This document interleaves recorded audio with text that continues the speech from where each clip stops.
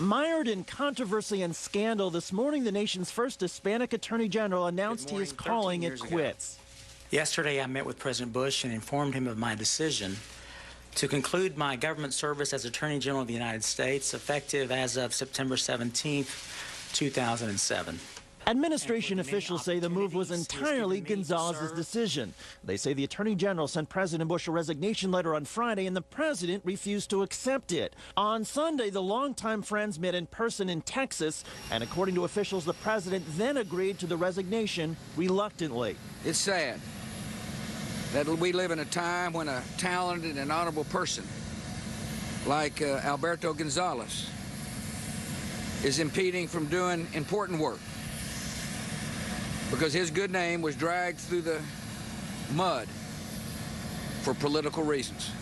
But it was the Bush White House that got Gonzalez in trouble in the first place. As the president's lawyer in the administration's first term, Gonzalez pushed to expand presidential powers, tried to limit the rights of prisoners at Guantanamo Bay, and wrote a memo endorsing interrogation tactics the Geneva Convention described as torture.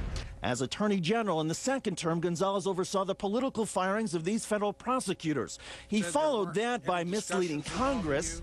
Senator, I've already said that I misspoke. It was my mistake.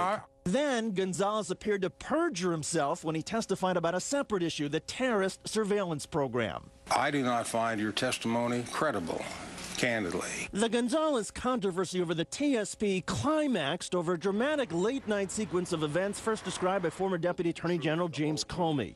Comey testified about a White House effort led by Gonzalez to steamroll then Attorney General John Ashcroft while Ashcroft was in a hospital bed in critical condition.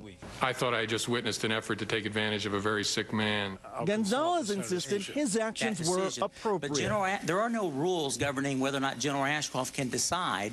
I'm feeling well enough to make this decision. But Attorney General Gonzalez, he had already given up his authority as Attorney General. And Ashcroft was no longer Attorney General. And he could always reclaim that. There are no rules while he's in the hospital under sedation. Again, Gonzalez later testified, also under oath, the disagreement was not over the terrorist surveillance program at all. The disagreement with Mr. Comey testified about was about other intelligence activities. But administration documents from National Intelligence Director John Negroponte contradicted Gonzalez. The Attorney General was also undermined by testimony from Michael Hayden, the former NSA director. And Gonzalez was also contradicted by testimony and documents from Robert Mueller, the current director of the FBI. On the U.S. attorney firings, Gonzalez's testimony was often at odds with his former Justice Department aides. And their testimony, combined with Justice Department documents, revealed the prosecutor firings were pushed by the White House political office run by Karl Rove. But whenever Gonzalez was questioned about anybody at the White House, the reply always seemed to be, Senator, I don't recall that. Senator, I can't recall. I do not recall. I don't recall either whether or not. It was clear to anyone who watched even 5 minutes of the hearings that he was doing everything he could to avoid telling the truth. Today, Gonzalez never mentioned the controversies. And I am profoundly grateful to President Bush for his friendship and for the many opportunities he has given me to serve. But Democrats made the scandals the central focus. Senate Majority Leader Harry Reid, quote, he lacked judgment and he lacked the spine to say no to Karl Rove. Barack Obama, quote, Alberto Gonzalez subverted justice to promote a political agenda. Hillary Clinton today at a forum moderated by Chris Matthews. And I think we should set a standard that the next Attorney General cares about the rule of law more than he cares about protecting the president.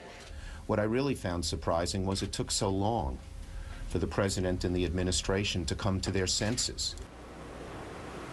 Today thanked Gonzalez for his service, but privately some members of the GOP expressed relief that Gonzalez is leaving, calling him, Chris, political dead weight.